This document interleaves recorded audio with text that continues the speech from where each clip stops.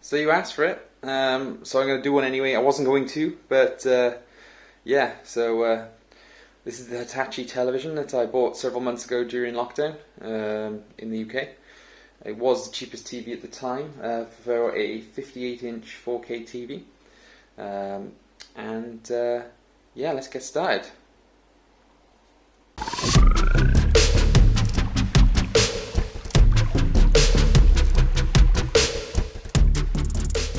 So here we go, and we're just going to boot it up. Yes, inspire the next TV that you're going to buy, because it won't be a Hitachi, basically, is what I'd take from that. For the price, my basic review is that the price is good. The panel is actually decent. It's a TN panel, so if you are lower down, the key color reproduction does actually fade a little bit. Sometimes this can cause an issue where it looks like the backlight is too bright or dark, depending on which angle you're looking at it. So I'm constantly adjusting the settings. The UI is pretty fluid when you're in this menu, but if we go into Prime Video, for example, and we're just going to skip here a second. Okay, so just to give you an example, if I press down on the controller,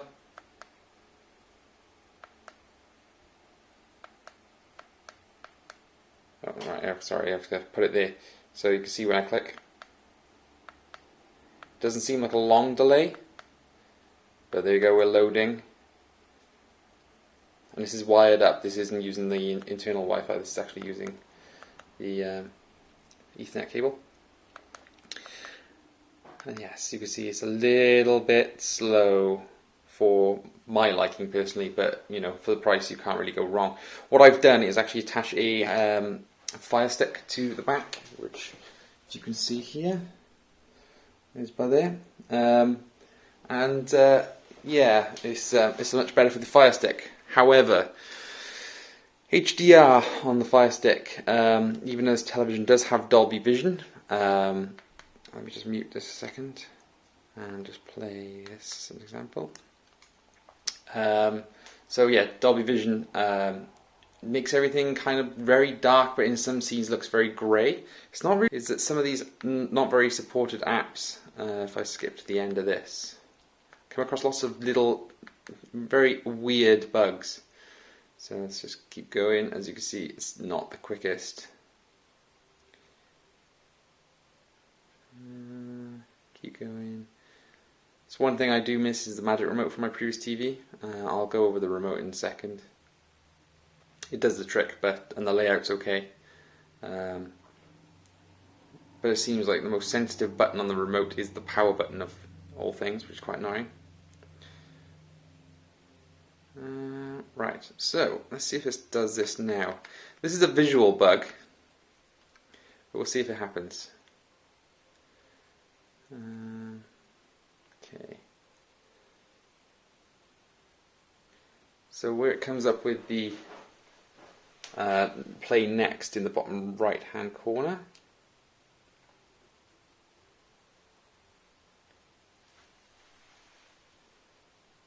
Right, see that this doesn't fit in the right place? That should be there. There's a lot of things like that. And I mean a lot of things like that. So if I exit out of... there we go. Oh, there we go. So the Fire Stick's currently off, by the way. So perfect example of weird things that happen with this TV. So no signal. It's fine, there's nothing wrong with it. It's just the fact that it doesn't know what it's doing. The menu works as normal and everything else. Certain things you can't get. There's no Google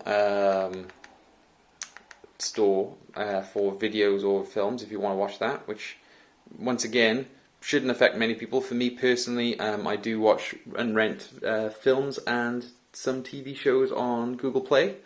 It's just something I do once in a while. Weirdly enough, they got Capital FM app, but then they don't have pretty much a lot of other stuff. So literally, you're limited to Prime, Channel 4, ITV Hub, My5. Freeview Play has some things linked to the BBC, so there are BBC things. I removed it. Relax, which is just weird. Rakuten, which as many you may be aware of or not, used to be Play.com, or Play.com used to be owned by them. I've limited the amount of inputs. There's more than that, but I've turned off the analog ones because there is a rear SCART and there is a composite, which I've disabled because I'm not using it. There are only 3 HDMIs on this television, which has caused a mild issue. So there's the Fire Stick, currently plugged into the one, and then the AVR, which is my. Let's just change this a second because it's. See, I'm pressing the remote and it's not doing anything. There we go. So we'll just pop on YouTube. We'll see how quick YouTube loads now. There we go. To be fair, what you see here that looks like backlight bleed, it's only really a little bit noticeable. And if you put the TV in power saving mode, which you will want to put the TV in power saving mode when you get to nighttime. When you get to nighttime, it's weird. You get previews and stuff, so that's okay. Yeah, so I think I've gone a little bit off topic. Like I said, I'm going to roughly just chuck this together because if you're looking for a large TV with a 4K decent panel, I don't use the audio for the TV itself, but I know it is quite loud from my testing that I did previously. But all I can say is, yes, for the price it's worth the £329.99 I think I paid for it. If it's at this current price, which is $380, there are other TVs on the market that are better than this television. If I just quickly go into Netflix. Should I did one there.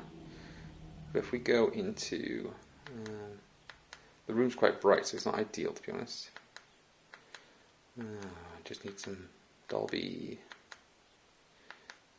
Deadpool. No.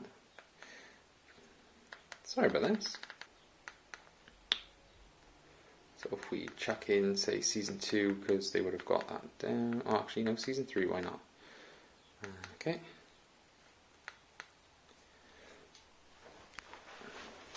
So we get our Dolby Vision mark down the bottom. Okay. Unfortunately, not ideal conditions in this room. Bear with me 2 seconds.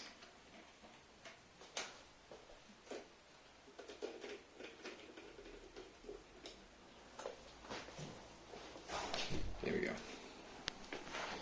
So, what you can see I can see on the screen that this looks like what looks like backlight bleed and stuff along the screen. There you go. That's more accurate to how it is. Let me just adjust this accordingly. So what I can see is pretty much that, which is quite deep blacks. And yes, what you're seeing is Netflix completely freaking out and not working, which isn't my browsing because I'm pressing buttons for the remote and nothing's happened. So this is the TV once again playing up. I think being about 10 minutes long this video is now, you get a good idea that you will need a Fire Stick for this television or something equivalent, or if you're on an Xbox or PlayStation or whatever, just to get around these hiccups. Once you've got that external input, the only thing I can see as a minor issue is HDR. It doesn't always work great. Like I said, there you go. So for some reason, Dolby Vision's popped back up, so it jumped out of Dolby Vision and got back in for some reason. But there we go. Might look at reviewing some other stuff soon. Like I said, I wasn't going to put a lot of time into this one. Originally, when I bought the television, I was going to do a full-on review with proper... There you go, that's crashed again.